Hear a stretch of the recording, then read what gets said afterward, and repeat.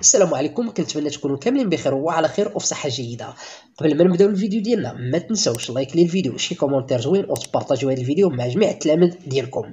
فبالنسبه للتلاميذ والتلميذات اللي كيسولوا على واش كيناض القرايه او لا، فليكن في علمكم راه التنسيق التعليمي الميداني المشكل من التنسيق الوطني لقطاع التعليم والتنسيقيه الوطنيه لاساتذه التعليم الثانوي التاهيلي والتنسيقيه الموحده لهيئه التدريس واطر الدعم بالمغرب علّت على عودة الاحتجاج عبر إضراب وطني عام، وذلك يوم غد الاثنين 22 أبريل. وهاد التنسيقيات من خلال البيان المشترك ديالها راها كتدعي فيه جميع الأساتذة المشاركة في البرنامج الاحتجاجي والداعي لإضراب وطني يوم غد الاثنين. وهذا الإضراب راه غادي يستمر غير يوم واحد، يوم الاثنين فقط. وهذا راه ماشي مبرر باش ما تمشيوش للمدارس، راه ماشي جميع الأساتذة اللي غادي يديروا الإضراب، راه كاين الأساتذة اللي ما معنيينش بهذا الإضراب، ولهذا خصكم تمشيو للمدارس عاد تشوفوا واش غتقراو او لا ما تقراوش. وكنتمنى نكونوا جاوبنا التلاميذ والتلميذات ديالنا.